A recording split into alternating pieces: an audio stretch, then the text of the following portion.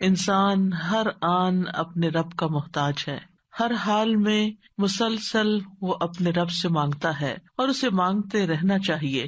دعا ایک طرح سے اپنے رب کے ساتھ دلی تعلق کا نام ہے، کبھی نہ ختم ہونے والا قلبی تعلق، اور مومن کی زندگی کا کوئی لمحہ اللہ کی یاد سے اور اللہ کی پکار سے خالی نہیں ہو سکتا۔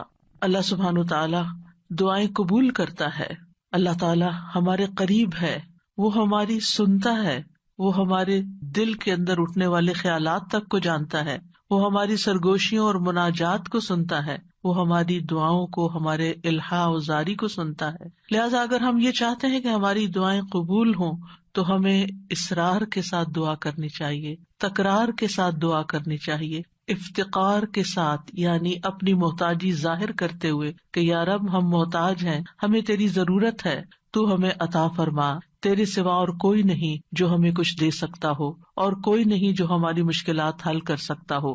تو دعا کو جب دعا کے آداب کے ساتھ مانگا جاتا ہے تو دعائیں قبول ہوتی ہیں۔ تو آئیے آج ہم دیکھتے ہیں کہ دعا کے وہ کون سے آداب ہیں جن کی پابندی ہمیں کرنی چاہیے تاکہ اللہ سبحانہ تعالیٰ ہماری دعائیں قبول کر لیں۔ ہر کام کا ایک سلیقہ ہوتا ہے، ایک طریقہ ہوتا ہے، ایک قرینہ ہوتا ہے، ایک ادب ہوتا ہے، مینرز ہوتے ہیں، اور جب کوئی کام صحیح طریقے پر کیا جائے تو وہ صحیح نتائج بھی سامنے لاتا ہے۔ دعا کے آداب میں سے اہم ترین آداب، سب سے پہلے ہم باطنی آداب کی بات کریں گے کہ ہمارے اندر کیا ہونا چاہیے، ہماری سوچ میں کیا ہونا چاہیے۔ تو پہلی چیز ہے اخلاص اور پوری توجہ، یعنی جب بھی ہم اللہ سبحانہ تعالیٰ کی طرف رجوع کریں تو توجہ اور دھیان کے ساتھ کریں، اپنے آپ کو فوکس کریں، پوری یکسوئی کے ساتھ دعا مانگیں۔ ایسے ہی چلتے پھرتے غافل دل کے ساتھ یا سوچ کہیں اور ہے اور منہ سے کچھ اور بول رہے ہیں تو وہ ٹھیک ہے، آپ کی زبان کا ذکر تو ہو جائے گا لیکن دعا کا حق ادا نہیں ہوگا۔ قرآن مجید میں اللہ تعالیٰ فرماتے ہیں وَادْعُوهُ مُخْلِصِينَ لَهُ الدِّينَ، اور اس کے لیے دین کو، عبادت کو خالص کرتے ہوئے اس کو پکارو، یعنی جب اس سے دعا کرو تو پھر اپنے اندر اخلاص پیدا کرو۔ رسول اللہ صلی اللہ علیہ وسلم نے فرمایا اللہ سے قبولیت کے یقین کے ساتھ دعا مانگا کرو کہ اللہ تعالیٰ ضرور قبول کرے گا، اور جان لو کہ اللہ غافل اور لہو و لعب میں مشغول دل کی دعا قبول نہیں فرماتا۔ یعنی اگر آپ توجہ نہیں کرتے اللہ تعالیٰ کی طرف، آپ دھیان نہیں دیتے، آپ کا دل کہیں اور مشغول ہے، صرف زبان سے ہی آپ تکرار کیے چلے جا رہے ہیں تو وہ کافی نہیں، ایسی دعا فائدہ نہیں دے گی۔ دعا کے لیے توجہ ضروری ہے۔ عبد الرحمن بن یزید سے روایت ہے، وہ کہتے ہیں کہ ربیع جمعہ کے دن علقمہ کے پاس آیا کرتے تھے، جب میں وہاں نہ ہوتا تو ان کی طرف پیغام بھیج دیتے۔ تو ایک دفعہ جب وہ آئے، میں وہاں نہ تھا، تو علقمہ مجھ سے ملے، مجھ سے کہا کیا تم نے دیکھا نہیں کہ ربیع کیا بات کہتے ہیں؟ وہ کہتے ہیں کیا تم دیکھتے نہیں کہ لوگ کتنی زیادہ دعائیں کرتے ہیں اور ان کی کتنی کم قبول ہوتی ہیں؟ یہ اس لیے ہوتا ہے کہ اللہ عز و جل خالص دعاؤں کے علاوہ کوئی اور دعا قبول نہیں کرتا۔ یعنی جب تک آپ خالص ہو کے توجہ کے ساتھ دعا نہیں کرتے تو وہ اپنے ہدف تک نہیں پہنچتی، اس کا مقصد پورا نہیں ہوتا، کیونکہ وہ آپ صرف کہہ رہے ہوتے ہیں، مانگ نہیں رہے ہوتے۔ تو آپ کو مانگنا ہے، اور مانگنے کے لیے عاجزی بھی چاہیے، مانگنے کے لیے دل کی تڑپ بھی چاہیے، اور خلوص بھی چاہیے، اور بار بار کی تکرار بھی چاہیے، اور اصرار بھی چاہیے۔ وہ کہتے ہیں کہ میں نے کہا کیا عبداللہ نے بھی یہی نہیں کہا؟ انہوں نے پوچھا کہ عبداللہ نے کیا کہا ہے؟ انہوں نے کہا کہ عبداللہ نے بیان کیا کہ اللہ کسی لوگوں کو سنانے والے، یعنی جو شخص کسی کو سنانے کے لیے دعا کرتا ہے، ریاکار اور ہنسی مذاق سے دعا کرنے والے کی دعا قبول نہیں کرتا، صرف اس دعا کرنے والے کی دعا قبول کرتا ہے جس کے دل سے دعا نکلتی ہے، خلوص کے ساتھ دعا نکلتی ہے۔ یعنی بعض اوقات ہم دعا مانگ رہے ہوتے ہیں اور ہمارا مقصد نہیں ہوتا دعا کرنا، مقصد ہوتا ہے بس کسی کو سنانا کہ ہم دعا کر رہے ہیں، یعنی وہ ہماری صرف ایک بات ہی ہوتی ہے، دعا نہیں ہوتی، دعائیا انداز میں ایک بات کر رہے ہوتے ہیں۔ تو بات کرنا کچھ اور ہے اور دعا کرنا کچھ اور ہے، اور لوگوں کو سنانا یا لوگوں کو دکھانا، یا جب لوگ سن رہے ہوں تو اس وقت دعائیں کرنا اونچی اونچی آواز میں، اور جب تنہائی میں بیٹھے ہیں، اکیلے ہیں تو کوئی دعا ہی نہیں، یا بہت مختصر سی دعا ہے۔ تو باطنی آداب میں سے کیا ہے کہ جب ہم اکیلے ہوں، تنہائی میں ہوں، پھر ہم اللہ سے کیا باتیں کرتے ہیں، کتنی توجہ کے ساتھ بات کرتے ہیں۔ دوسری بات یہ ہے کہ سچے دل سے دعا کرنا، امام احمد بن حنبل رحمہ اللہ سے کہا گیا کہ ہمارے اور رحمان کے عرش کے درمیان کتنا فاصلہ ہے. سوال کیا کسی نے، یعنی کتنا فاصلہ یہاں سے عرش تک کا. انہوں نے کہا سچے دل سے سچی دعا کرنا. یعنی جب آپ سچے دل سے سچی دعا کرتے ہیں تو آپ کی دعا عرش تک جا پہنچتی، رب العالمین تک پہنچ جاتی ہے. بس اتنا ہی فاصلہ ہے. انی قریب، اللہ تعالیٰ قریب ہے، دور نہیں ہے، اسی لیے وہ سنتا ہے ہماری. سبحان اللہ، اللہ تعالیٰ عرش پر ہوتے ہوئے ہمارے دلوں کے حال جانتے ہیں اور ہماری چپکے چپکے کی ہوئی باتیں اور دعائیں اور آہیں اور پکار وہ سب بھی سنتے ہیں. پھر قبولیت کے یقین کے ساتھ دعا کرنا. نبی صلی اللہ علیہ وسلم نے فرمایا، تم میں سے کوئی شخص اس طرح دعا نہ کرے کہ اے اللہ اگر تو چاہے تو میری بخشش کر دے، اگر تو چاہے تو مجھ پر رحم کر دے، اگر تو چاہے تو مجھے روزی دے دے. نہیں، بلکہ پختگی کے ساتھ سوال کرنا چاہیے، کیونکہ اللہ جو چاہتا ہے کرتا ہے، اللہ پہ کوئی جبر کرنے والا نہیں. تو پکی پکی دعا کریں کہ اللہ تعالیٰ یہ چاہیے، ایسا ہی چاہیے، اصرار کے ساتھ، تکرار کے ساتھ، خلوص کے ساتھ. اور پھر قبولیت دعا کے بارے میں پریشان نہ ہو کہ ہم نے تو خلوص بھی اور تکرار، اصرار سب کچھ کر لیا، پھر بھی ہماری دعا قبول نہیں ہوئی. عمر بن خطاب کہتے ہیں، میں دعا کی قبولیت کے بارے میں پریشان نہیں ہوتا، بلکہ میں دعا کے بارے میں پریشان ہوتا ہوں. تو جب تمہارے دل میں دعا مانگنے کا خیال ڈال دیا جاتا ہے کہ مانگو، تو دعا کی قبولیت اس کے ساتھ ہی ہوتی ہے، یعنی قبولیت بھی ساتھ ہی آ جاتی ہے. تو اس لیے قبولیت ہو جائے گی اگر تم نے مانگ لیا، اپنا فرض پورا کر لیا. پھر یہ کہ خشوع و خضوع اور عاجزی کے ساتھ دعا کرنی چاہیے، یعنی دل کو حاضر کر کے اللہ سبحانہ تعالیٰ کے سامنے اپنی بندگی کا اظہار کر کے کہ میں کچھ نہیں ہوں، میں بہت کمزور انسان ہوں، میں فقیر ہوں، تو بادشاہ ہے، میرے ہاتھ میں کچھ نہیں، ہر چیز کا مالک تو ہے. جب انسان اس طرح اپنی عاجزی کو ظاہر کر کے دعا کرتا ہے تو بھی دعا قبول ہوتی ہے. ابو موسیٰ اشعری کہتے ہیں، ہم ایک سفر میں رسول اللہ صلی اللہ علیہ وسلم کے ساتھ تھے. جب ہم کسی وادی میں اترتے تو لا الہ الا اللہ اور اللہ اکبر کہتے اور ہماری آواز بلند ہو جاتی تو نبی صلی اللہ علیہ وسلم نے فرمایا، اے لوگو اپنی جانوں پر رحم کرو، کیونکہ تم کسی بہرے یا غائب کو نہیں پکار رہے، وہ تو تمہارے ساتھ ہی ہے. بے شک وہ سننے والا تم سے بہت قریب ہے، بے شک وہ سننے والا بہت قریب ہے. انہ سمیع قریب تبارک اسمہ وتعالی جدہ، اس کا نام برکتوں والا ہے اور اس کی عظمت بہت ہی بڑی ہے. پھر یہ کہ اپنی بے بسی اور اللہ تعالیٰ کی نعمتوں کا اقرار کرتے ہوئے دعا کرنا. ہمیں زکریا علیہ السلام کے بارے میں پتہ چلتا ہے قرآن مجید سے کہ انہوں نے کہا، قال رب انی وہن العظم منی واشتعل الرأس شیبا ولم اکن بدعائک رب شقیا. اے رب میری ہڈیاں کمزور ہو گئی ہیں، میرا سر بڑھاپے سے بھڑک اٹھا ہے، بال سفید ہو گئے ہیں، اور اے میرے رب میں تجھ سے مانگ کر کبھی نامراد نہیں ہوا. یعنی میرے اینڈ پر کوئی چیز کام نہیں کر رہی، لیکن تیرے اینڈ پہ سب کچھ کام کرتا ہے، لہذا میں ابھی بھی مایوس نہیں ہوں.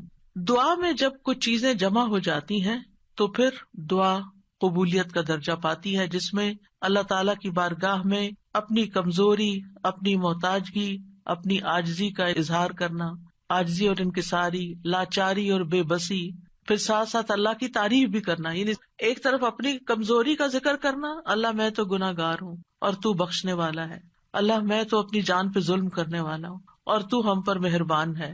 یعنی ایک طرف اپنی کمزوری کا اظہار اور دوسری طرف اللہ کی رحمت اور اللہ تعالیٰ کی بہترین صفات کا اقرار، وہ ساتھ ساتھ چلے. پھر اس کی نعمتوں کا اقرار کہ اللہ تو نے مجھے یہ بھی نعمت دی میرے مانگے بغیر، تو نے مجھے یہ بھی عطا کر دیا میرے مانگے بغیر، تو مجھے یہ بھی عطا کر دے. یعنی پھر اپنی حاجت رکھے. یعنی اس سے دعا کے اندر ایک خوبصورتی پیدا ہو جاتی ہے.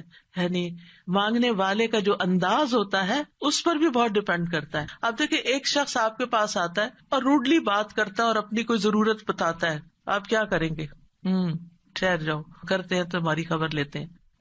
آپ شاید کر بھی لیں کچھ اس کے لیے، لیکن اس محبت سے نہیں. ایک شخص آتا ہے، وہ بڑی محبت سے آپ سے بات کرتا ہے، آپ کے احسانات کا ذکر کرتا ہے، آپ کی کوئی تعریف کر دیتا ہے اور اس کے بعد اپنی کوئی ضرورت رکھتا ہے، تو آپ اپنی وسعت سے بڑھ کے بھی شاید اس کی مدد کر دیں. تو جب بندے اور بندے کے بیچ میں یہ معاملہ ہے تو جو اصل بادشاہ ہے اس کا کتنا حق بنتا ہے کہ ہم اس کی نعمتوں کا اقرار کریں، اس کی تعریف کریں اور سچے دل سے اس کی حمد و ثنا بیان کریں. اور پھر خاص طور پر یہ کہ انسان اپنے گناہوں کا اعتراف کرے کہ یا اللہ میں گناہگار ہوں. ایک تو ہوتا نا جو اوپر اوپر سے ہم کہتے رہتے ہیں ہم تو بڑے گناہگار ہیں، وہ والا گناہگار نہیں، جو اصلی والا اپنے کسی گناہ کو یاد کر لیں. یا اللہ مجھ سے یہ بھی زیادتی ہوئی ہے، میرے منہ سے یہ لفظ نکل گئے تھے، فلاں شخص کو میں نے ہرٹ کر دیا تھا، یا اللہ میری نماز لیٹ ہو گئی تھی، مجھے قرآن بھی صحیح نہیں پڑھنا آتا، میں نے پتہ نہیں اور کون سی غلطیاں کی ہیں جو مجھ سے زیادہ تو جانتا ہے، میں تو کر کے بھی بھول چکی ہوں، لیکن تو معاف کرنے والا ہے. حضرت سلیمان علیہ السلام نے کیا کیا تھا؟ رب اغفر لی وہب لی ملکن لا ينبغی لأحد من بعدی، اے میرے رب مجھے بخش دے. پہلے اپنی بخشش مانگی، گناہوں کا اعتراف کیا، اور پھر اس کے بعد مجھے ایسی بادشاہت عطا کر جو میرے بعد کسی اور کے لیے نہ ہو. تو یہ اقرار بڑا ضروری ہے. فاعترفت بذنبی، اللہ میں اپنے گناہوں کا اعتراف کرتا ہوں. اور پھر آپ دیکھیے گڑ گڑا کے دعا مانگنی چاہیے، تضرعا وخفیہ. سورۃ الاعراف میں آتا ہے ادعوا ربکم تضرعا وخفیہ انہ لا يحب المعتدین. اپنے رب کو گڑ گڑا کے اور خفیہ خفیہ چپ کے پکارو، بے شک وہ حد سے بڑھنے والوں سے محبت نہیں کرتا. یعنی حد سے بڑھنا کیا ہے کہ بہت چیخ چلا کے دعا کرنا، یا پھر یہ کہ انسان وہ چیزیں مانگنے لگے کہ جو اس کو زیب نہیں دیتی. تضرع جو ہوتا ہے اس میں رونا بھی شامل ہوتا ہے، اپنی عاجزی اور انکساری کا اظہار بھی ہوتا ہے، اور اصرار بھی ہوتا ہے. تضرع گڑ گڑانے کے معنوں میں یہ ساری چیزیں شامل ہیں. یعنی انسان اس طرح اپنے آپ کو اپنے رب کے سامنے بے بس پیش کرے اور اس کے الفاظ ایسے ہوں کہ اس کے اندر سے دل کی ساری خرابیاں نکل جائیں. یعنی آئی ایم نتھنگ، اے اللہ میں کچھ نہیں ہوں. اینڈ یو مین اٹ، کہ واقعی انسان سمجھے کہ میں بہت کمزور ہوں، غلطیوں کا پتلا ہوں، لیکن پھر بھی میں تیرے در پہ آیا ہوں. تو بادشاہ ہے، تو مجھے خالی ہاتھ نہیں لوٹائے گا، میری تجھ سے ہی امیدیں ہیں ساری. آپ دیکھیے نبی صلی اللہ علیہ وسلم سے بڑھ کر کون عبادت گزار تھا؟ سب سے زیادہ عبادت تو نبی صلی اللہ علیہ وسلم نے کی، لیکن بدر کے دن ان کا اللہ تعالیٰ کے آگے رونا اور گڑ گڑانا اور پھر اپنے ہاتھوں کو اٹھا اٹھا کے دعا کرنا وہ ہم سب جانتے ہیں. صحیح مسلم میں آتا ہے غزوہ بدر کے موقع پر اللہ کے نبی صلی اللہ علیہ وسلم قبلہ رخ ہوئے، پھر دعا کے لیے اپنے ہاتھوں کو اٹھایا اور اپنے رب سے گڑ گڑا کے دعا مانگنا شروع کی. اللہم انجز لی ما وعدتنی، اللہم آتی ما وعدتنی، اللہم ان تہلک ہذہ العصابۃ من اہل الاسلام لا تعبد فی الارض. اے اللہ میرے لیے اپنے کیے ہوئے وعدے کو پورا فرما، اے اللہ اپنے وعدے کے مطابق معاملہ فرما. اے اللہ اگر اہل اسلام کی یہ جماعت ہلاک ہو گئی تو زمین پر تیری عبادت نہ کی جائے گی. اور یہ صرف ایک دفعہ جملہ نہیں انہوں نے بولا، بار بار یہی کہتے تھے اللہ اپنے وعدوں کو پورا کر دے، اللہ اپنے وعدے پورے کر دے. آپ صلی اللہ علیہ وسلم برابر اپنے رب سے اپنے ہاتھ دراز کیے ہوئے، ہاتھ اٹھا کے قبلے کی طرف منہ کر کے دعا مانگتے رہے، یہاں تک کہ آپ کی چادر آپ کے شانے سے گر پڑی. یعنی کندھے پہ جو چادر اڑی تھی وہ نیچے گر گئی، یعنی اتنا ہاتھ اٹھایا کہ وہ چادر بھی گر گئی. بس ابو بکر رضی اللہ عنہ آپ کی طرف آئے، آپ کی چادر کو اٹھایا، اسے آپ کے کندھے پہ ڈالا، پھر آپ کے پیچھے سے آپ کو لپٹ گئے اور عرض کیا اللہ کے نبی آپ کی اپنے رب سے دعا کافی ہو چکی، ان قریب وہ آپ سے کیے ہوئے اپنے وعدے کو پورا فرمائے گا. اگر ہم سے کسی نے وعدہ کیا ہو کہ میں تمہارا یہ کام کر دوں گا، اگر ہم سے اللہ نے وعدہ کیا ہو کوئی کہ یہ ہو جائے گا، تو پھر اس کے بعد ہماری دعائیں کتنی ہوگی؟ ہم تو دعا ہی نہیں کریں گے، ہم کہیں گے وہ تو آلریڈی کانٹریکٹ ہو چکا ہے، وعدہ ہو چکا ہے، اب تو ہو ہی جائے گا نا، بس ہو ہی جائے گا، اب کیا فکر، اب ٹکٹ لے لی ہے، ویزا لگ گیا ہے، اب تو عمرے پہ جانا پکا ہو گیا ہے، ہو ہی جائے گا. نہیں، یہ ٹکٹ اور ویزا نہیں لے کے جاتا آپ کو، یہ اللہ کا اذن، اللہ کی طرف سے رحمت، اللہ کی طرف سے عنایت آپ کو لے کے جاتی ہے. اور جب تک آپ اس کے گھر تک پہنچ نہیں جاتے مسلسل دعا کرتے رہیں، مانگ مانگ کے اللہ سے نیکیوں کے موقع لیتے رہیں. کسی بھی موقع پر کوئی بھی نیکی کا کام کرنا ہو، اب مثلاً نماز پڑھنے جا رہے ہیں آپ، تو آپ اللہ تعالیٰ سے دعا کریں، اللہ تعالیٰ نماز تو پڑھنے جا رہی، خوشبو آپ نے ڈالنا ہے، میرا دل آپ نے لگانا ہے، میرے لیے اس نماز کو آنکھوں کی ٹھنڈک آپ نے بنانا ہے، اس نماز میں میری محبت آپ نے ڈالنی ہے. کیونکہ نیکی کے کام بھی فار گرانٹیڈ نہ لیا کریں کہ ہاں ہو جائیں گے، بس یہ تو فرض ہے نا، ادا کر لیں گے. وضو کر لیا نا، جائے نماز بچھی، کیا مشکل ہے، میں چلی جاؤں گی. نہیں، وہاں تک جانے کی توفیق بھی اللہ دیتا ہے، اور اچھا سا کام کرنے کی توفیق بھی اللہ تعالیٰ ہی دیتا ہے. اس لیے اس سے مانگتے رہے، چھوٹی چھوٹی چیزیں، یعنی جو بھی کام کرتے رہے. کھانا پکانے جا رہے ہیں تو دعا کریں یا اللہ بہت اچھا سا بن جائے. کوئی بھی کام، کسی سے کوئی ڈیل کرنے جا رہے ہیں، بازار جا رہے ہیں، کچھ خرید رہے ہیں، کچھ بھی کر رہے ہیں، تو دل میں اللہ تعالیٰ کو پکارتے رہیں. اللہ تعالیٰ سے کنیکشن ڈیولپ کریں، اللہ تعالیٰ سے راز و نیاز کیا کریں، اللہ تعالیٰ کو اپنے دل کے قریب محسوس کیا کریں. قریب و مجیب، وہ قریب بھی ہے، جواب بھی دیتا ہے، دعائیں قبول کرتا ہے. اور پھر چپ کے یہ جو دعاؤں کی قسمیں جو میں نے ذکر کی ہیں ابھی، یہ ساری خفیہ دعائیں، دل میں، دائیں بائیں کسی کو نہیں پتا آپ کیا کر رہے ہیں، لیکن مانگتے چلے جائیں. زکریا علیہ السلام کے بارے میں اللہ تعالیٰ نے خاص طور پہ فرمایا، ذکر رحمت ربک عبدہ زکریا اذ نادى ربہ نداء خفیا. یہ آپ کے رب کی اس رحمت کا ذکر ہے جو اس نے اپنے بندے زکریا پر کی جب اس نے اپنے رب کو چپ کے پکارا. چپ کے کسی کو نہیں پتا کیا مانگ رہے ہیں. اللہ تعالیٰ نے قرآن میں کھول دیا کیا مانگا، کیسے مانگا، سب کچھ ہمیں بتا دیا. وہ اپنے رب کو بتا رہے تھے. تو انسان کو چاہیے کہ پوشیدہ دعائیں بھی کرے، کیونکہ اللہ تعالیٰ کو یہ پسند ہے. اللہ سے وہی انسان تنہائی اور علیحدگی میں سرگوشی کرتا ہے جس کو یہ یقین ہو کہ اللہ تعالیٰ اس کے بہت قریب ہے. حسن بن ابی حسن کہتے ہیں کہ ہم نے اپنے زمانے میں ایسے لوگ پائے جو اپنے نیک اعمال میں سے جس عمل کو مخفی رکھنے پر قدرت رکھتے اس کو اتنا مخفی رکھتے کہ کسی کو پتہ نہیں چلتا تھا. چھپا کے عمل کیا کرتے تھے، اور دعا بھی اس میں سے ایک ہے. یعنی آپ دعا کریں چپ کے چھپا کے، صرف اپنے رب کے ساتھ شیئر کریں. آپ دیکھیں آپ اپنے سیکریٹس کس کے ساتھ شیئر کرتے ہیں؟ جس سے آپ کو سب سے زیادہ محبت ہوتی ہے، جو آپ کے سب سے زیادہ قریب ہوتا ہے، صرف فزیکلی نہیں، جو آپ کے دل کے قریب ہوتا ہے. تو اللہ سے بڑھ کر ہمارے دل کے قریب کون ہو سکتا ہے؟ اور اللہ سے بڑھ کر ہمیں محبت کس سے ہونی چاہیے؟ سب سے زیادہ محبت بھی اسی سے، اور سب سے زیادہ قربت کا احساس بھی اسی کے ساتھ، اور پھر سب سے زیادہ راز و نیاز بھی اسی کے ساتھ، مناجات بھی اسی کے ساتھ. تو جب انسان چپ کے دعا کرتا ہے تو اس کے بہت سے فائدے ہوتے ہیں. ایک تو انسان کے ایمان میں اضافہ ہوتا ہے کہ اللہ تعالیٰ خفیہ دعا سنتا ہے. دوسرا یہ ہے کہ اللہ سبحانہ تعالیٰ رب کائنات ہے، بادشاہ ہے. کسی بادشاہ کے دربار میں جا کے آپ کیسے بات کرتے ہیں؟ کس ٹون کے ساتھ، کتنا لاؤڈ؟ کبھی کسی کو دیکھا کہ کسی ڈگنیٹری کے پاس جا کے چیخ چلا کے بات کر رہا ہو؟ نہیں. اللہ سبحانہ تعالیٰ کے سامنے تو ہمارا ادب اور احترام اور بھی زیادہ ہونا چاہیے. یعنی اللہ سے محبت کا مطلب یہ نہیں کہ ہم پھر اللہ تعالیٰ سے ایسے باتیں کریں جیسے کسی بچے سے باتیں کر رہے ہیں، جیسے اپنے بچوں سے لاڈ کر رہے تھے، ایسے تھوڑی. ادب، احترام.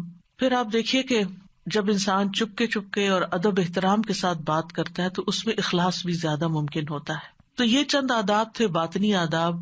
اب ظاہری آداب. ظاہری آداب میں آپ دعا تو کبھی بھی کہیں بھی مانگ سکتے ہیں، وضو ہو یا نہ ہو.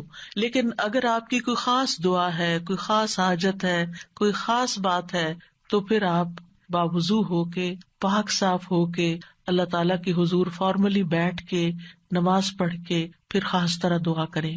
یعنی یہ مستحب عمل ہے، فرض نہیں ہے، لازم نہیں ہے.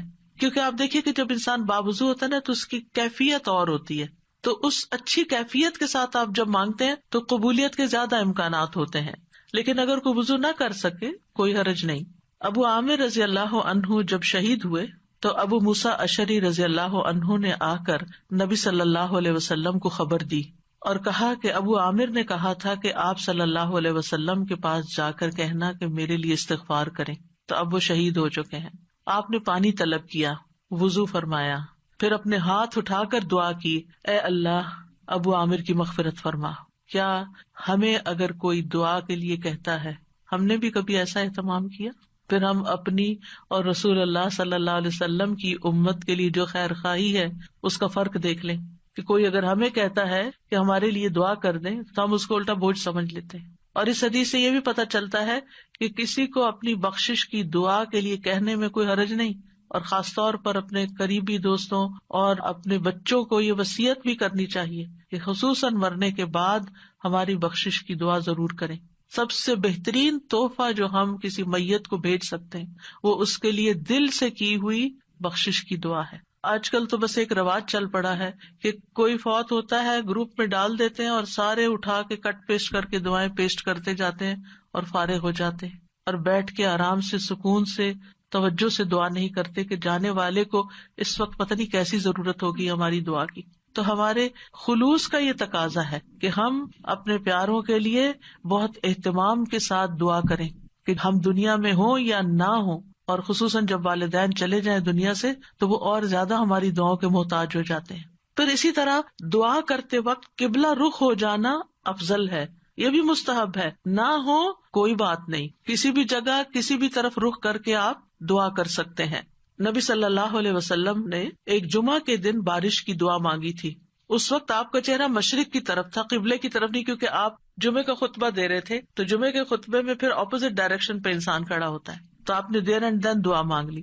لیکن اوور آل آپ دیکھیے کہ جب آپ عبادت کے وقت قبلہ رخ ہو کے بیٹھتے ہیں تو اس سے ایک پازیٹیو انرجی آپ کے اندر سے آتی ہے، آپ کو ایک فیلنگ آتی ہے، آپ کا فوکس بڑھ جاتا ہے.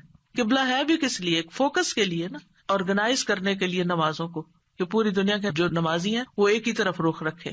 اور اسی لیے آپ دیکھیں کہ جب ہم حرم شریف جاتے ہیں، کعبہ کے پاس جاتے ہیں، تو کتنی پازیٹیو انرجی لے کر آتے ہیں. ہماری سوچیں، ہمارے خیال، ہمیں سارے غم بھول جاتے ہیں، ساری پریشانیاں دور ہو جاتی ہیں، اور ایک اور خاص طرح کی انرجی ہمارے اندر آ جاتی ہے. تو اس لیے بہتر ہے کہ قبلے کی طرف منہ کر لیں، نہیں ہے تو کوئی بات نہیں. علی بن ابی طالب سے روایت ہے، ایک مرتبہ ہم رسول اللہ صلی اللہ علیہ وسلم کے ساتھ سفر پر روانہ ہوئے. جب ہم ہرہ میں اس سیراب کی ہوئی زمین پر پہنچے جو سعد بن ابی وقاص کی ملکیت میں تھی، تو رسول اللہ صلی اللہ علیہ وسلم نے فرمایا، میرے لیے وضو کا پانی لاؤ. جب نبی صلی اللہ علیہ وسلم وضو کر چکے تو قبلہ رخ ہو کر کھڑے ہو گئے، اللہ اکبر کہہ کے فرمایا، اے اللہ، ابراہیم جو تیرے بندے اور تیرے خلیل تھے، انہوں نے اہل مکہ کے لیے برکت کی دعا کی تھی، اور میں محمد تیرا بندہ اور تیرا رسول ہوں صلی اللہ علیہ وسلم. میں تجھ سے اہل مدینہ کے حق میں دعا مانگتا ہوں کہ اہل مدینہ کے مد اور سا میں اہل مکہ کی نسبت دگنی برکت عطا فرما دے. مد اور سا پیمانے ہیں جن سے ناپ کے تول کی چیزیں دی جاتی تھی، اسکیلز ہیں.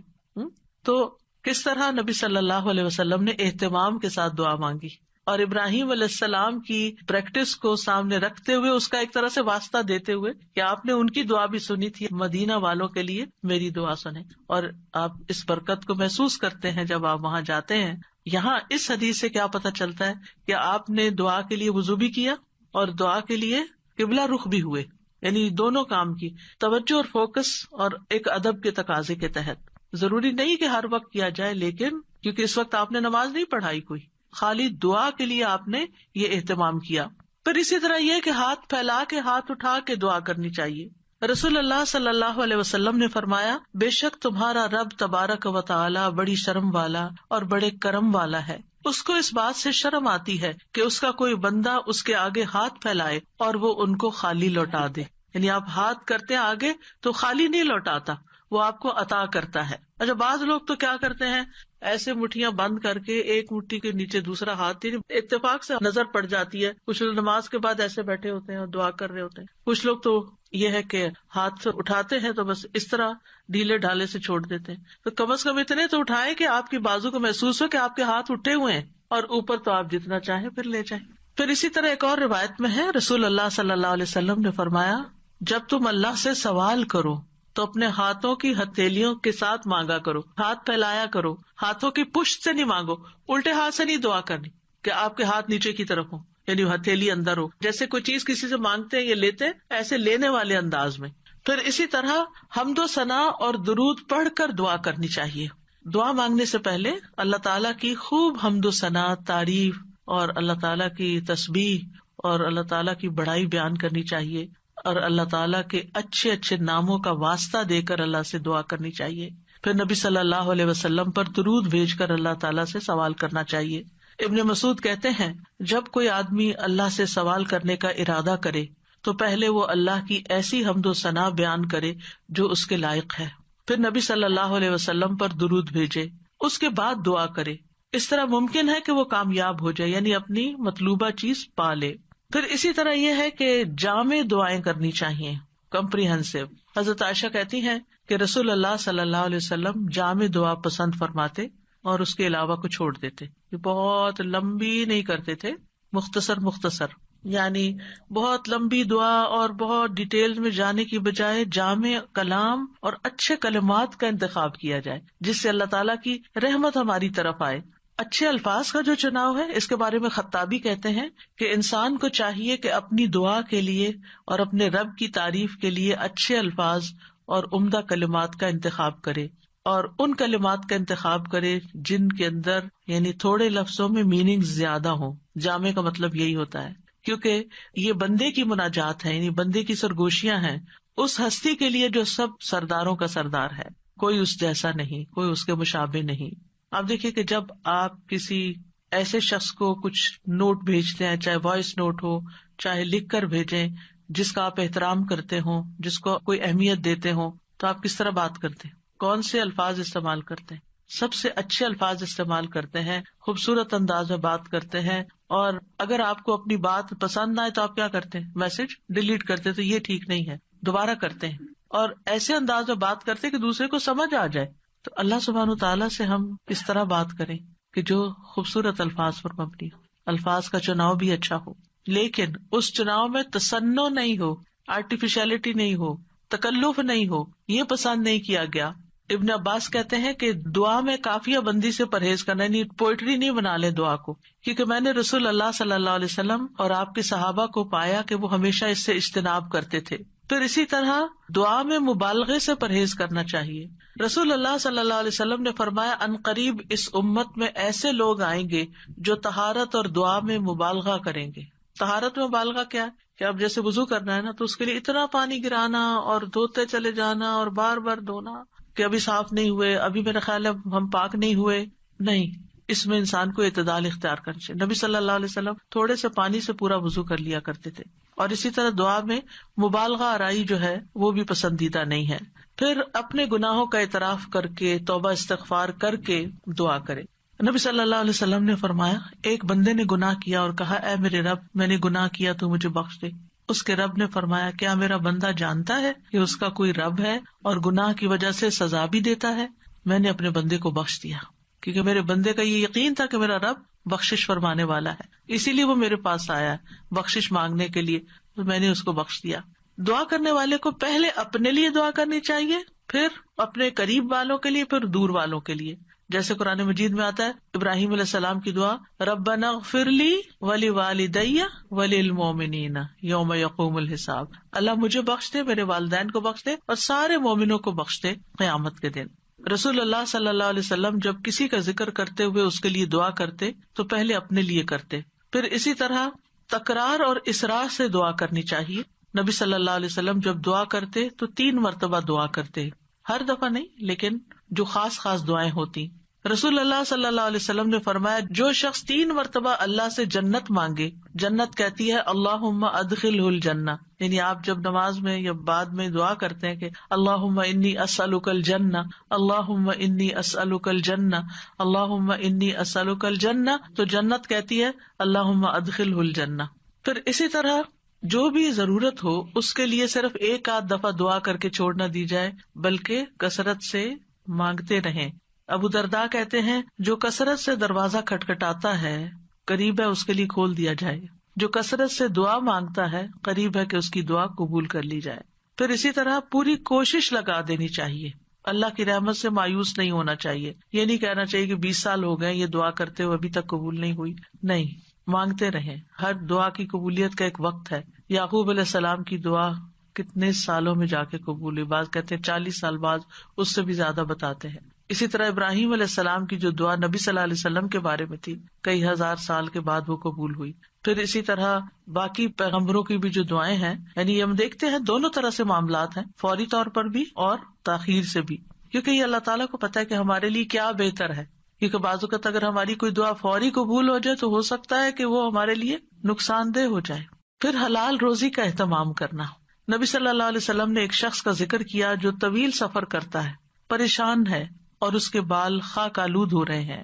وہ اپنے ہاتھ آسمان کی طرف پھیلا کر کہتا ہے اے رب اے رب، حالانکہ اس کا کھانا حرام، اس کا پینا حرام، اس کا پہننا سب حرام چیزوں سے ہے. اسے حرام ہی سے خوراک دی گئی، پھر اس کی دعا کیسے قبول ہو؟ اس کا یہ مطلب نہیں کہ اگر انسان سے اتنے گناہ ہو چکے ہیں یا وہ حرام کام کرتا رہا ہے تو اب دعا ہی نہ کرے، نہیں، پھر بھی دعا کرے اور اس غلطی کا اعتراف کر کے پھر اللہ سے مانگے تو انشاءاللہ اس کی دعا بھی قبول ہوگی۔ پھر اسی طرح جب انسان خوشحالی کی حالت میں ہو، آسودگی ہو، سب کچھ ہے، پھر بھی دعائیں مانگے کہ اللہ ان نعمتوں کو برقرار رکھنا، اور خاص طور پر آخرت کی مانگتا رہے۔ رسول اللہ صلی اللہ علیہ وسلم نے فرمایا، جو شخص چاہتا ہو کہ اللہ خوشی اور غم کے وقت اس کی دعا قبول کر لے تو اسے چاہیے کہ وہ خوشحالی اور آسودگی میں بکثرت دعا کرے۔ پھر یہ ہے کہ بد دعا نہ کی جائے، نہ اپنے لیے نہ اپنے اہل و عیال کے لیے۔ وہ آتا ہے نا کہ وَيَدْعُ الْإِنسَانُ بِالشَّرِّ دُعَاءَهُ بِالْخَيْرِ وَكَانَ الْإِنسَانُ عَجُولًا، اور انسان برائی کی اسی طرح دعا کرتا ہے جیسے وہ بھلائی کی دعا کرتا ہے، یعنی بد دعا کر لیتا ہے اپنے لیے، اور انسان بہت جلد باز ہے۔ رسول اللہ صلی اللہ علیہ وسلم نے فرمایا، اپنے اوپر بد دعا نہ کرو، نہ اپنی اولاد پر بد دعا کرو، نہ اپنے خادموں پر بد دعا کرو، نہ اپنے مال پر بد دعا کرو۔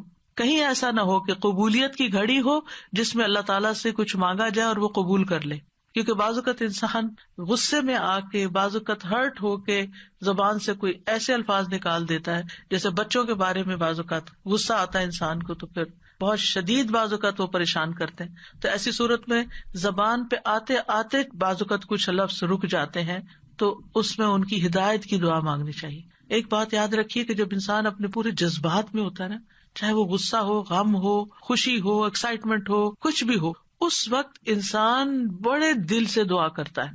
ان گھڑیوں کو کیش کرے، یا عام طور پر تم ڈھیلے ڈھیلے ٹھنڈے ٹھنڈے دعائیں مانگ رہے ہوتے ہیں نا، کوشش کر کر کے فوکس کر رہے ہوتے ہیں، لیکن جس وقت ہم سخت پریشان ہوتے ہیں یا سخت ضرورت پڑ جاتی ہے، کچھ کھو جاتا ہے، کچھ ہو جاتا ہے ایسا کہ جو ہمارے اوپر بہت گراں گزرتا ہے، تو ہم ہل جاتے ہیں۔ وہ جو ہلنا ہے نا، اس وقت آپ اپنے رب کو بہت شدت سے پکاریں، تو وہ شدت جو ہے وہ انشاءاللہ فائدہ دے گی، یعنی اپنے آپ کو ڈائیورٹ کر لیں، بجائے غصہ لوگوں پہ نکالنے کے اور غلط باتیں کرنے کے کہ جو پلٹ کے اپنے اوپر ہی آئے، کیونکہ اگر آپ کسی کو بھی بد دعا دیتے ہیں اور وہ اس کا اہل نہیں، وہ واپس آپ پر ہی آ جائے گی، تو اس لیے بہت احتیاط کی ضرورت ہے۔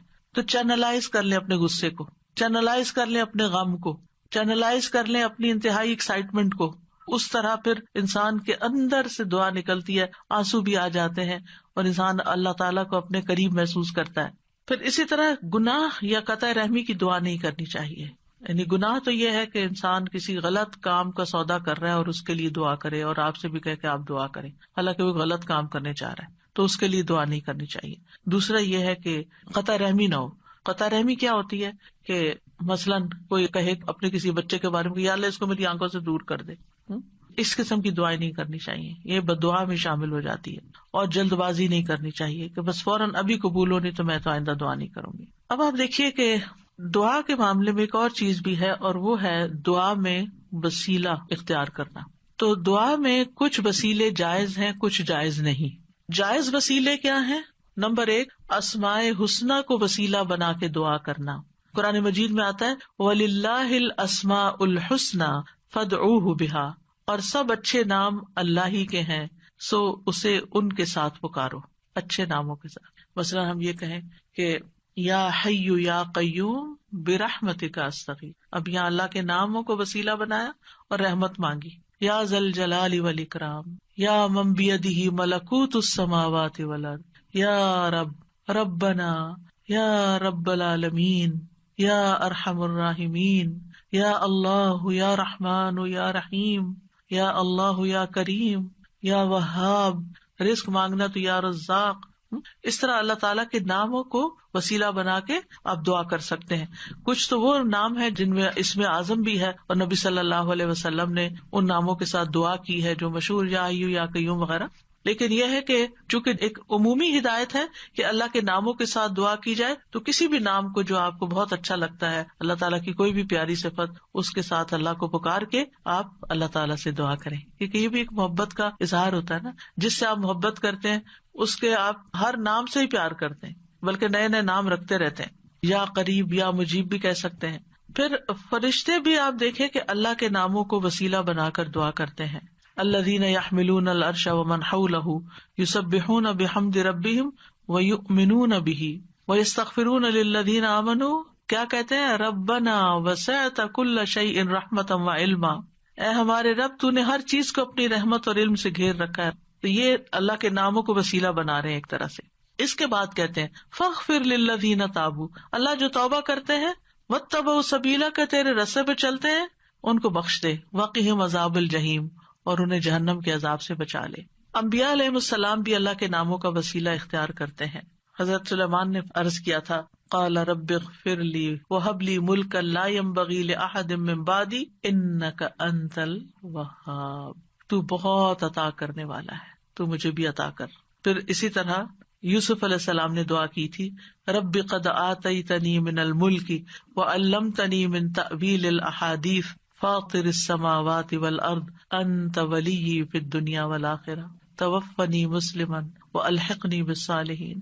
تو یہاں پر فاطر السماوات والارض یہ اللہ تعالیٰ کا نام لیا گیا ہے. نبی صلی اللہ علیہ وسلم کو بھی جب کوئی مشکل پیش آتی تو آپ فرماتے یا حی یا قیوم برحمتک استغیث. اور یہ قبولیت کے اسباب میں سے ہے اللہ کے ناموں کے ساتھ دعا کرنا جو ہے. رسول اللہ صلی اللہ علیہ وسلم مسجد میں داخل ہوئے تو دیکھا گیا کہ ایک شخص نے اپنی نماز پوری کر لی اور تشہد میں بیٹھا ہے اور کہہ رہا ہے اللہم انی اسألک یا اللہ الاحد الصمد الذی لم یلد ولم یولد ولم یکن لہ کفوا احد ان تغفر لی ذنوبی انک انت الغفور الرحیم. آپ صلی اللہ علیہ وسلم نے 3 بار فرمایا اس کو بخش دیا گیا ہے. یعنی اس دعا کے ساتھ آپ دیکھیں کہ اس میں اخلاص بھی ہے نا. یا اللہ الاحد الصمد الذی لم یلد ولم یولد ولم یکن لہ کفوا احد، یہ سورۃ اخلاص کا حصہ ہے. ان تغفر لی ذنوبی، میں توحید خالص کا اقرار کر کے اپنے گناہوں کی معافی مانگتا ہوں. پھر یا ذی الجلال والاکرام کو لازم پکڑ لینا چاہیے. نبی صلی اللہ علیہ وسلم نے فرمایا ان ناموں کے ساتھ چمٹے رہو، یعنی روزانہ ان ناموں کے ساتھ اللہ تعالیٰ سے دعا کرنی چاہیے. پھر یہ کہ ادب کے ساتھ اس کی صفت بیان کرتے ہوئے دعا کرنی چاہیے. پھر رب کے وسیلے سے دعا کرنی چاہیے.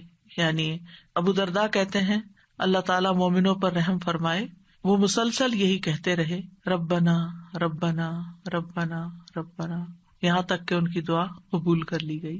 اپنے نیک اعمال کو وسیلہ بنا کے دعا کرنا، یعنی یہ وسیلہ دے سکتے ہیں ہم. اور اس کی دلیل وہ غار والے ہیں جو غار میں پھنس گئے تھے 3 لوگ، انہوں نے اپنے اپنے نیک عمل کو وسیلہ بنا کر دعا کی تو غار کے دروازے یا دھانے سے بھاری پتھر ہٹ گیا جو 3 لوگ مل کے بھی ہٹا نہیں پا رہے تھے. پھر اپنے ایمان لانے کو وسیلہ بنا سکتے ہیں.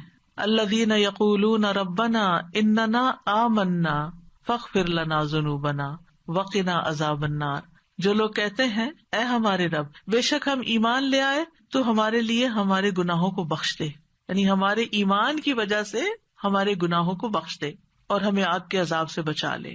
پھر زندہ نیک لوگوں کی دعا کے ساتھ وسیلہ پکڑنا، یعنی ان سے دعا کروانا. نیک لوگوں میں سے اگر کوئی آدمی زندہ ہے، آپ کے والدین ہیں، سارا وقت عبادت میں لگے رہتے ہیں، کوئی غیبت چگلی نہیں کرتے ادھر ادھر، نانا نانی دادا دادی بزرگ ہو جاتے ہیں نا، یا والدین بھی بزرگ آپ کے پاس ہیں اور آپ دیکھتے کہ سارا دن یا وہ تسبیح کر رہے ہیں یا وہ قرآن پڑھ رہے ہیں یا وہ نمازیں پڑھ رہے ہیں اور عمر کے اس حصے میں پہنچ گئے ہیں کہ اب وہ کوئی برا کام نہیں کرتے، تو ان سے بھی خاص دعا کروانی چاہیے. یعنی ان کے پاس جا کر کہنا آپ ہمارے لیے دعا کریں یا ان سے دعا کروائیں، تو یہ دراصل آپ ان کا وسیلہ پکڑ رہے ہیں ایک طرح سے، یہ بھی وسیلہ ہے. مثلاً آپ کہہ سکتے ہیں کہ آپ میرے لیے دعا کریں اللہ تعالیٰ مجھے بخش دے، یا اگر رزق کا معاملہ ہے تو رزق یا شفا چاہیے تو اللہ تعالیٰ سے دعا کریں اللہ تعالیٰ میری بیماری دور کر دے، یا جو بھی کوئی مسئلہ ہو. یا اسی طرح یہ کہ اگر بارش نہیں برس رہی ہے اور کوئی لوگوں کے لیے پرابلم ہو رہی ہے تو ان سے کہہ سکتے ہیں کہ وہ بھی خاص دعا کریں. حضرت عمر رضی اللہ عنہ جو تھے رسول اللہ صلی اللہ علیہ وسلم کے چچا عباس کی دعا کو انہوں نے وسیلہ بنایا تھا. انس بن مالک کہتے ہیں جب کبھی عمر رضی اللہ عنہ کے زمانے میں قحط پڑتا تو عمر رضی اللہ عنہ عباس بن عبد المطلب کے وسیلے سے دعا کرتے تھے اور فرماتے اے اللہ پہلے ہم تیرے پاس اپنے نبی کا وسیلہ لایا کرتے تھے تو پانی برساتا تھا، اب ہم اپنے نبی کے چچا کو وسیلہ بناتے ہیں تو ہم پر پانی برسا، یعنی ان سے بھی دعا کرواتے. تو انس رضی اللہ عنہ کہتے ہیں چنانچہ انہوں نے ایک دفعہ ایسے کیا تو خوب بارش برس پڑی. تو یہ جو کسی سے جا کے کہنا کہ آپ دعا کریں اس میں کوئی حرج نہیں، لیکن صرف ایک رسم بنا لینا ہر وقت دعا کے لیے کہتے رہنا، آپ دوسرے کے لیے دعا شروع کر دیں فرشتہ آمین کہے گا وہ آپ کو وہی لگ جائے گی، یعنی اس کو ایک رسم نہ بنائیں. یعنی لوگوں نے نا شدت اختیار کر لی ہے، ان ایکسٹریم پہ چلے گئے، یا ہر وقت یہی کہتے رہتے ہیں بس دعا کریں دعا کریں دعا کریں، یا پھر دوسری طرف کہتے کسی کو بھی نہ کہیں دعا کریں. تو یہ دونوں چیزیں ٹھیک نہیں، اعتدال میں رہیں. ایک عورت اپنے بچے کو لے کر نبی صلی اللہ علیہ وسلم کی خدمت میں حاضر ہوئی اور عرض کیا، اے اللہ کے نبی، اس کے حق میں اللہ سے دعا کیجیے، اور میں 3 بچوں کو دفن کر چکی ہوں، یعنی اس سے پہلے میرے 3 بچے فوت ہو چکے ہیں، آپ اس کے لیے دعا کیجیے. آپ نے پوچھا تم نے 3 بچوں کو دفن کیا ہے؟ اس نے کہا ہاں. آپ نے فرمایا تم نے پھر جہنم سے ایک مضبوط بندش باندھ لی ہے، یعنی اللہ تعالیٰ تمہارے لیے ان بچوں کی وجہ سے آگ سے تمہیں بچا لے گا. تو یہ دعا کا ایک طرح سے وسیلہ بن گیا. اب کچھ وسیلے ناجائز بھی ہیں تو ان کا بھی پتہ ہونا چاہیے. ان میں سے فوت شدہ نیک آدمی کو وسیلہ بنانا، اس کی ممانعت ہے. کیوں؟ اس لیے کہ وہ نہیں ہماری باتیں سنتے، وہ ہمارا حال نہیں جانتے.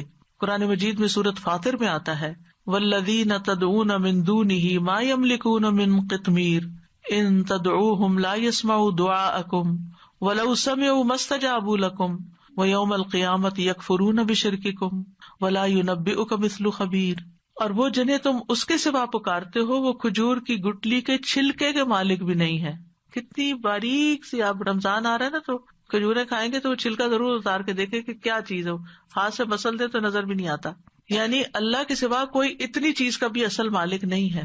یہ ہم مانتے ہیں ہمارے پاس جو کچھ اللہ نے ہمیں دے رکھا ہے. فرمایا اگر تم انہیں پکارو تو وہ تمہاری پکار سنتے ہی نہیں. یہ جو لوگوں نے ایک ڈھنگ بنا رکھا ہے نا، بزرگوں کی قبروں پہ جا کر ان سے کہتے ہیں آپ ہمارے لیے دعا کریں، بھی وہ فوت ہو چکے ہیں، وہ کیسے سن سکتے ہیں؟ آپ کو اگر کوئی بے ہوش کر دے تو آپ کو کوئی بات نہیں سنائی دیتی، آپ سوئے پڑے ہو تو آپ کو سنائی نہیں دیتی، تو آپ فوت ہو کے کیسے کسی کی باتیں سننا شروع ہو گئے؟ اور اگر وہ سن بھی لیں تو تمہیں جواب نہیں دے سکتے. اگر وہ سن لیں، اللہ چاہے تو کسی کو بھی سنوا سکتا ہے. اور خاص طور پر جب میت کا حساب کتاب ہو رہا ہوتا ہے شروع میں، تو اس وقت وہ جوتوں کی چاپ وغیرہ سنتا ہے. اگر اس وقت کوئی کہے کہ اس وقت میں اس نیک انسان سے کہتا ہوں اور یہ سن رہا ہے کیونکہ جوتوں کی چاپ سن رہا ہے تو میری بات بھی سن لے گا، مستجابوا لکم، وہ تمہیں جواب نہیں دے سکتے، تمہارے لیے کچھ کر نہیں سکتے. اس وقت ان کو اپنی پڑی ہے، ان کا تو اپنا امتحان ہونے لگا ہے، وہ تمہارے لیے کہاں سے دعائیں کریں گے. اور قیامت کے دن تمہارے اس شرک کا انکار کر دیں گے. اور آپ کو خوب خبر رکھنے والے اللہ کی مانند کوئی بھی خبر نہیں دے سکتا. یہ اللہ تعالیٰ نے آپ کو بتایا ہے کہ یہ ممکن نہیں کہ مردے سے آپ جا کے کہو کہ آپ ہمارے لیے دعا کریں. اچھا، بعض لوگ کہتے ہیں وہ شہید ہوتے ہیں، تو شہید وہ ہوتے ہیں اور مردہ نہیں کہتے اس کو، لیکن ان کا بھی تعلق ہماری دنیا سے نہیں ہے، وہ اپنی جنتوں میں ہے. قرآن مجید میں ایسے لوگوں کی مذمت کی گئی ہے جو اپنے اور رب کے بیچ میں غیر اللہ کو وسیلہ بناتے ہیں.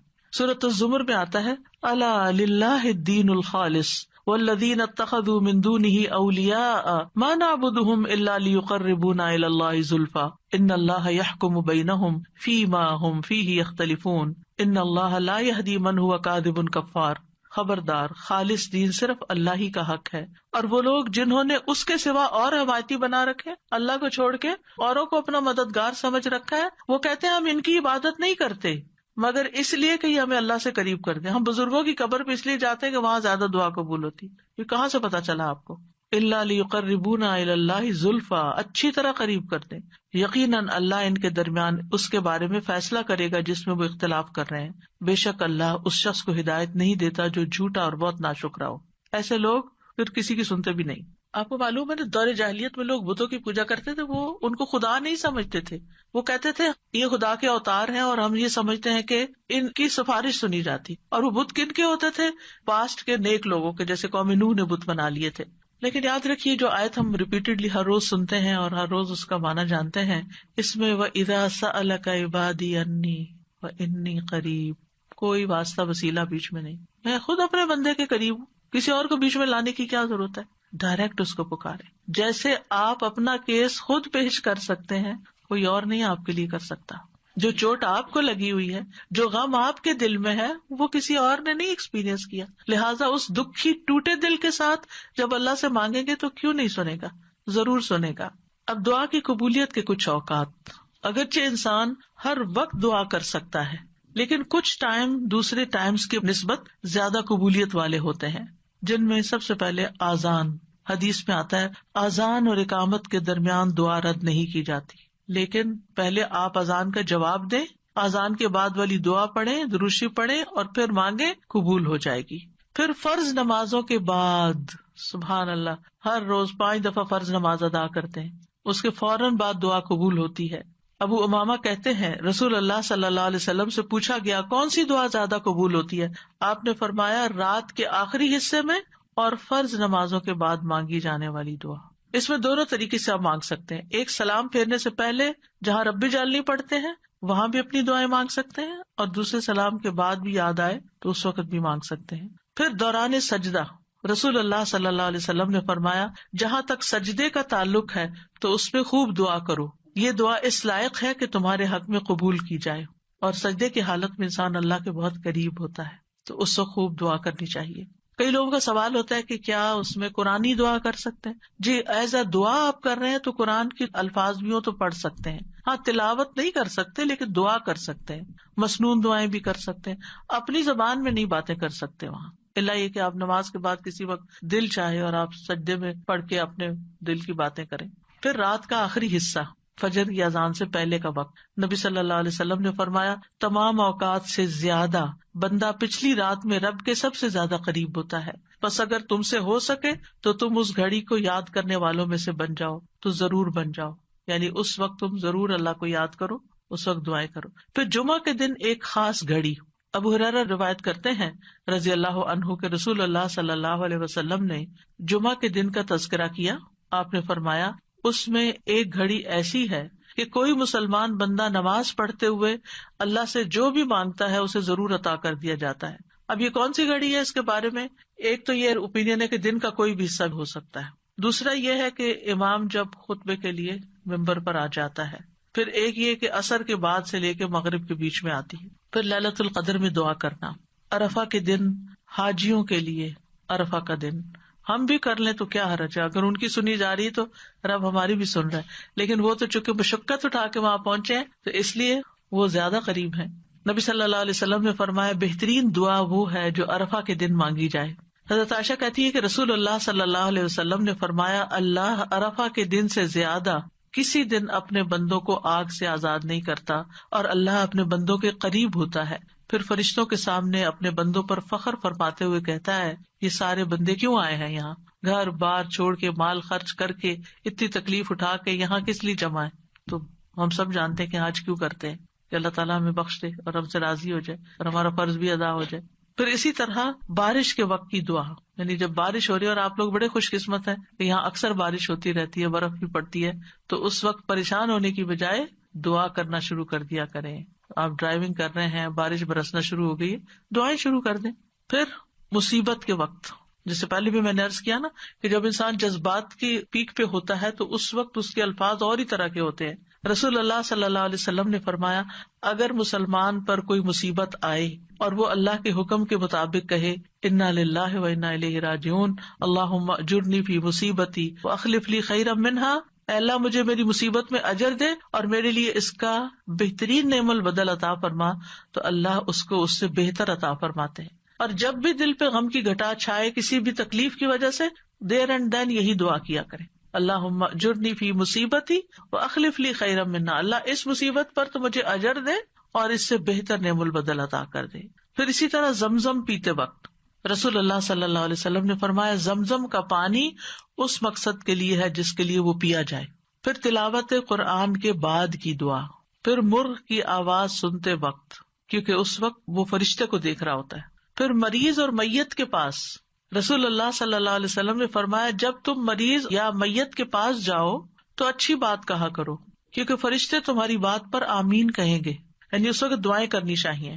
ام سلمہ کہتی ہیں کہ رسول اللہ صلی اللہ علیہ وسلم ابو سلمہ جو ان کے ہسبینڈ تھے ان کی میت پر تشریف لائے, ان کی آنکھیں کھلی رہ گئی تھی, آپ نے انہیں بند کیا اور فرمایا جب روح قبض ہو جاتی ہے تو آنکھیں اس کا پیچھا کرتی ہیں, یعنی روح جب لے کے جاتے ہیں فرشتے تو آنکھیں پیچھے پیچھے دیکھتی ہیں, اس کا جسم کا ایک حصہ چلا گیا یعنی اس کی روح چلی گئی, تو اس کو کیا کرنا چاہیے, آنکھیں بند کر. اور ویسے بھی آپ دیکھیں اگر باڈی اکڑ جائے اور میت کی آنکھیں کھلی رہ جائے تو بڑا خوفناک سا سین ہو جاتا ہے.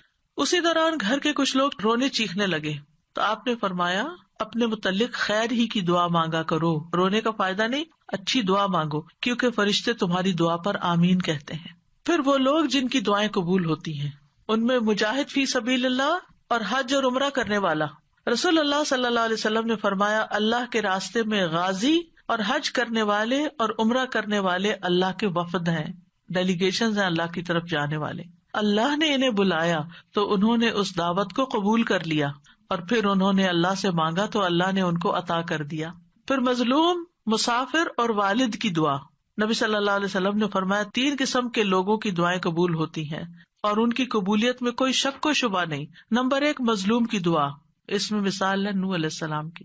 مسافر کی دعا، اس میں مثال ہے موسیٰ علیہ السلام کی. اور والد کی اپنی اولاد کے لیے دعا، ابراہیم علیہ السلام کی. اسی طرح اولاد جو اپنے والدین کے لیے دعا کرتی ہے. نبی صلی اللہ علیہ وسلم نے فرمایا جنت میں آدمی کا درجہ بلند کر دیا جاتا ہے تو وہ کہتا ہے کہ یہ کیسے ہوا؟ کہا جاتا ہے تمہاری اولاد کے تمہارے حق میں استغفار کے سبب، تمہاری اولاد تمہارے لیے دعائیں کر رہی تھی اس لیے تمہیں اپ گریڈ کر دیا گیا. پھر اسی طرح کسی کی غیر موجودگی میں اس کے لیے دعا کرنا، یعنی منہ پہ تو لوگ دعائیں دے ہی دیتے ہیں لیکن جب آپ سامنے ہی نہیں ہے، آپ کو خبر ہی نہیں ہے تو آپ کے لیے کوئی دعا کر رہا ہے، وہ بہت ویلیوبل دعا ہے. پھر روزے دار کی دعا جب تک کہ وہ افطار نہ کر لے. پھر اللہ کا کثرت سے ذکر کرنے والا اور عادل حکمران. پھر وضو اور اللہ کا ذکر کر کے سونے والا، اس کی دعا. وہ شخص جو رات کو آنکھ کھلنے پر یہ دعا پڑھے، اس کے کارڈ بھی چھپے ہوئے ہیں، لا الہ الا اللہ وحدہ لا شریک لہ لہ الملک ولہ الحمد وہو علی کل شیء قدیر الحمد للہ وسبحان اللہ ولا الہ الا اللہ واللہ اکبر ولا حول ولا قوۃ الا باللہ. ثم قال، پھر کہے اللہم اغفر لی، اے اللہ مجھے بخش دے. یا پھر کوئی اور دعا مانگے تو وہ بھی قبول ہوگی. پھر اگر وہ وضو کرے اور نماز پڑھے تو اس کی نماز قبول ہو جائے گی. پھر وہ لوگ ہیں جن کی دعا قبول نہیں ہوتی. قرآن مجید میں آتا ہے فدعوا وما دعاء الکافرین الا فی ضلال. فدعوا، تم دعا کرو، اور کافروں کی دعا تو اکارت ہی ہے، کیونکہ وہ اللہ سے تھوڑی مانگتے ہیں. کوئی جیزس سے مانگ رہا ہے اور کوئی بتوں سے مانگ رہا ہے اور کوئی کسی سے. اللہ کے لیے تو مخلص ہو کے اخلاص کے ساتھ دعا کرتے ہی نہیں ہے. اور اخلاص والی دعا کیا ہے؟ جو ہر شرک سے پاک ہو. پھر جو لوگ نیکی کا حکم نہ دیں اور برائی سے نہ روکیں، ان کی دعائیں قبول نہیں ہوتی. عائشہ رضی اللہ تعالیٰ عنہ کہتی ہیں ایک مرتبہ رسول اللہ صلی اللہ علیہ وسلم میرے پاس تشریف لائے تو مجھے آپ کے چہرے سے محسوس ہوا کہ آپ کی طبیعت میں کچھ گھٹن ہے. آپ نے وضو کیا اور کوئی بات کیے بغیر واپس چلے گئے. میں نے حجروں سے قریب ہو کر سنا تو آپ فرما رہے تھے، اے لوگوں، بے شک اللہ عز و جل فرماتا ہے کہ نیکی کا حکم دیا کرو اور برائی سے روکا کرو، اس سے پہلے کہ تم مجھے پکارو اور میں تمہاری دعائیں قبول نہ کروں. تم مجھ سے سوال کرو اور میں تمہیں کچھ عطا نہ کروں، تم مجھ سے مانگو اور میں تمہیں نہ دوں. پھر اسی طرح ناسمجھ کو مال یا اختیار دینے والے کی دعا. قرآن مجید میں آتا ہے وَلَا تُؤْتُوا السُّفَهَاءَ أَمْوَالَكُمْ، یعنی بے وقوفوں کو اپنے مال مت دو، یعنی جن میں ان کو مینج کرنے کی صلاحیت نہیں ہے، نہ تجربہ کار لوگ، ان کو نہیں دو، پیسے ضائع کر دیں گے. تو بہرحال یہ کچھ آداب تھے، اور اس کے ساتھ ہی یہ کہ کون سے لوگ ہیں جن کی دعائیں قبول ہوتی ہیں، کون سے اوقات ہیں، کون سی جگہ ہیں.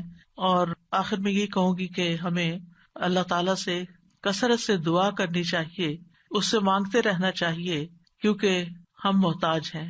دوسروں سے کہنے کی بجائے خود اللہ تعالیٰ سے زیادہ دعائیں کریں.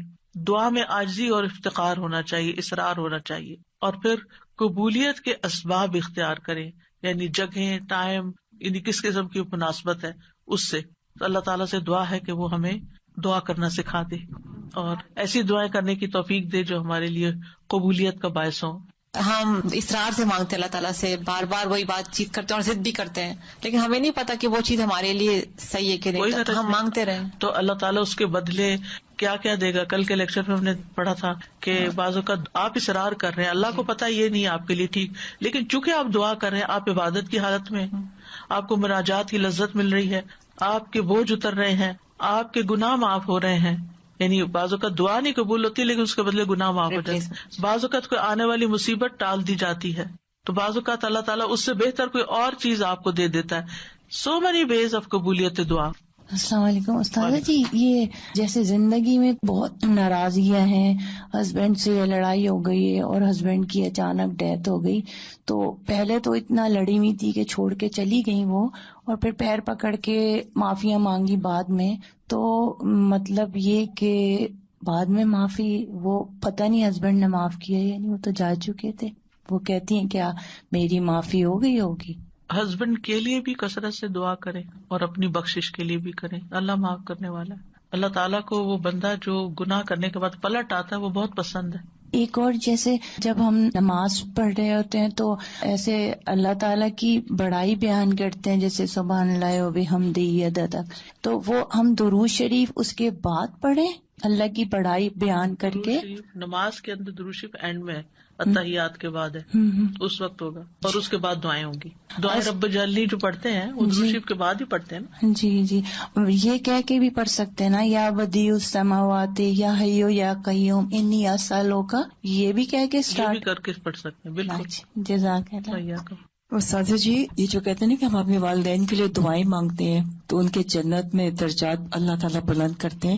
الحمدللہ ہم سب کی یہی ہوتا ہے کہ ہمارے ماں باپ اللہ کی رحمت سے وہاں ہو، نہ ہو تو پھر کہاں کیا ہوتا ہے، مطلب نکل آئیں گے جہاں کسی اور مشکل میں ہے تو ان کی پھر لگتی ہے. ایمان کے ساتھ تو امید ہے نا یہی. نہیں، انشاءاللہ امید تو بالکل سب کو یہی ہوتی ہے کہ وہاں ہے، لیکن یہ کہ اگر کہیں اللہ نہ کرے کہ کہیں اور بھی ہیں، یا ان کا حساب سخت ہو رہا ہے، یا کوئی اور ایسی مسئلہ آ گیا ان کو، تو اس سے نکل آئیں گے دعاؤں کی بدولت. آپ نے دیکھا ہوگا کئی لوگ خواب میں آتے ہیں اور خواب میں آ کے کہتے ہیں ہمارے لیے دعا کرو، یا ہمارے لیے صدقہ کرو، یا اپنی کوئی پریشانی بتاتے ہیں، یا آپ ان کو برے حال میں دیکھتے ہیں تو پھر آپ ان کے لیے صدقہ اور دعا وغیرہ کرتے ہیں. تو میں کہیں پڑھ رہی تھی کہ کسی کے اوپر قرض تھا اور اس نے خواب میں اپنے بیٹے کو بتایا کہ میرے پیسے فلاں جگہ رکھے ہیں، اس سے قرضہ ادا کر دو. تو یہ اللہ کی مدد ہی ہوتی ہے کہ اچھے حال میں بھی انسان دیکھتا ہے، اچھے حال میں بھی دیکھتا ہے تو انشاءاللہ اچھے ہوں گے. لیکن یہ غیب کے معاملات ہیں جن کا ہمیں بہت کم علم دیا گیا، کوئی گارنٹی نہیں کہہ سکتا کسی کی بھی نہیں. میری امی نے جب قرآن لکھا تھا نا ترجمہ، تو انہوں نے خواب میں دیکھا تھا کہ ان کے والدین ہیں اور ان کو 2 بڑی بڑی کرسیاں اور اس کے ان پر تاج پہنایا جا رہا ہے. تو اولاد کیوں نہ نیکیاں کرے پھر، اور ایسے بچوں کو اور ایسے اولادوں کو اللہ تعالیٰ توفیق دے کہ وہ ایسے نیک کام کریں جو ان تک ہمارے بڑوں سے بڑوں تک بخشش کا وسیلہ بنے. بلکہ ایک ٹپ دوں گی، رمضان میں جو بھی صدقہ خیرات کریں اس میں ساتھ اپنے والدین کو بھی شامل کر لیں. استاد آپ نے شروع میں بتایا کہ ہم کسی کے لیے دعا مانگتے ہیں تو اس میں بس ہم ایک سرسری لفظ یوز کر دیتے ہیں، تو جب کوئی اچھا کام کرتا ہے یا بچے بھی کوئی بھی تو ہم اس وقت کہہ دیتے ہیں دعا، تو اس وقت کہہ سکتے اس طرح اٹس اوکے، یا اس وقت ہم کوئی خاص ادب کے ساتھ مانگیں؟ مطلب ادب اس وقت کیا ہوگا کہ الفاظ اچھے ہوں اور احترام ہو، یعنی ہر وقت وضو کرنا، ہر وقت قبلہ رخ ہونا، ہر وقت فارمل اس میں بیٹھ کے کرنا، یہ نہیں ممکن ہوتا. چلتے پھرتے اٹھتے بیٹھتے ہر حال میں آپ دل میں پکار سکتے ہیں. آپ نے ابھی ارشاد فرمایا کہ جب ہم ہتھیلیاں کھول کے ہتھیلیوں سے دعا مانگنی چاہیے. جی، تو جب ہم سجدے میں جیسے دعا قبول ہوتی تو ہمارے تو ہاتھ یوں ہوتے ہیں، تو ہم ان کو یوں کریں؟